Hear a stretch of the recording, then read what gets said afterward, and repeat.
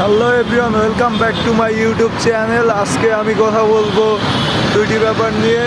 তার মধ্যে একটি ব্যাপার হলো, আপনি কোনো কিছু নতুনভাবে শুরু করতে যাচ্ছেন, সো কীভাবে শুরু করবেন, কিভাবে কি করবেন তা বুঝে উঠতে পারছেন না। সো এত কিছু না ভেবে জাস্ট শুরু করে দিন। আমি বিশ্বাস করি জাস্ট শুরু করে দিন, কিছু একটা হবেই। অ্যান্ড সেকেন্ডলি যে সব থেকে বড় বাধা, সেটি হলো মানুষ কি ভাববে। আসলে ভাই, মানুষ অনেক কিছুই ভাববে, কিন্তু আপনি তাই ভেবে যদি আপনি শুরুই না করেন, তাহলে তো আপনি শুরুতেই স্টপ হয়ে গেলেন।